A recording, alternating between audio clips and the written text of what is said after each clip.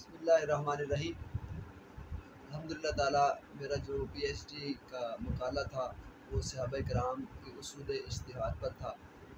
اس حوالے سے مجھ سے استفسار کیا گیا تھا کہ آپ کا جو مقالہ ہے اجتہاد، اس حوالے سے اجتہاد کسے کہتے ہیں اور اس کی اہمیت کیا ہے اور کون سے اجتہادات ہیں جو آپ نے اپنے مقالے میں پیش کیے ہیں، اور اس حوالے سے ہمیں کچھ آگاہ کیا جائے۔ تو میں نے چاہا کہ اس کا تعارف مختصر سا آپ کو کروا دیا جائے، کیونکہ اس مقالے کا جو تعلق ہے الحمدللہ وہ رہتی دنیا تک ہے، کیونکہ اجتہاد کا دروازہ ہمیشہ کھلا ہے۔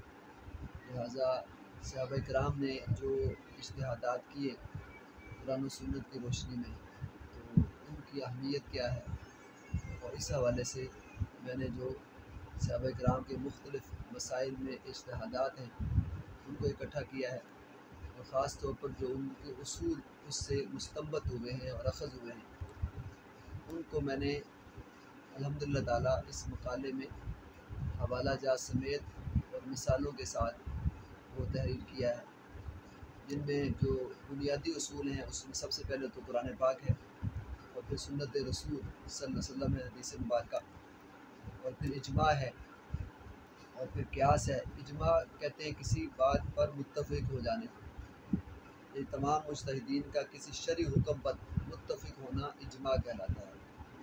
اسی طرح قیاس کسی ایک چیز کا دوسری چیز سے موازنہ کرنا، یہ قیاس کہلاتا ہے۔ پھر استحسان ہے جو اصول بعد میں نکالا گیا۔ استحسان کہتے ہیں لغتاً کسی چیز کو اچھا یا مستحسن سمجھنا، یا کسی کے لیے آسانی اور سہولت پیدا کرنا۔ اسی طرح مصالح مرسلہ یہ استصلاح ہے، اس کا اصول اخذ ہوا۔ اس کا مطلب ہے مصلحت کا لحاظ رکھنا، اس میں انسان کی مصلحت اور ضرورت کو بنیاد بنایا جاتا ہے۔ مصلحت اس لیے کہتے ہیں کہ یہ نفع آور ہے اور نقصان اور ضرر کا ازالہ کرتی ہے، اور مرسلہ اس لیے کہتے ہیں کہ شارع نے اس پر سکوت اختیار کیا اور اس کے معتبر یا لغو ہونے کے بارے میں کوئی صراحت نہیں فرمائی۔ اس میں ایسے مسائل کے بارے میں اجتہاد ہوتا ہے جس کے بارے میں شارع کی کوئی نص نہ ہو، نہ ہی کوئی قیاس کیا جا سکے۔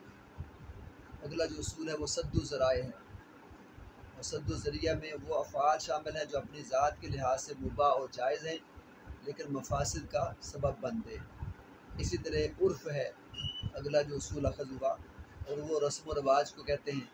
معاشرہ جس چیز سے مانوس ہو اور جس قول و فعل پر چل رہا ہو اسے اصطلاح میں عرف کہا جاتا ہے۔ اسی طرح اگلا جو اصول ہے وہ مقاصد شریعت کا ہے۔ ماہرین اصول فقہ کے نزدیک اجتہاد میں شریعت کے 3 مقاصد کو پیش نظر رکھنا ضروری ہوتا ہے، اور اس میں سب سے پہلی چیز ضروریات ہے۔ اس میں 5 مقاصد بیان کیے گئے ہیں۔ ایک تحفظ دین ہے، تحفظ زندگی ہے، تحفظ مال ہے، تحفظ نسل ہے، اور تحفظ عزت و آبرو ہے۔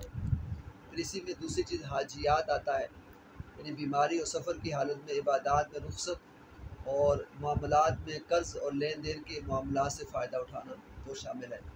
پھر تیسری چیز اس میں تحسینیات ہے، یعنی عبادات میں صاف ستھرا رہنا، حلال اور پاکیزہ چیزوں کا استعمال کرنا جن سے شارع نے منع نہ کیا ہو۔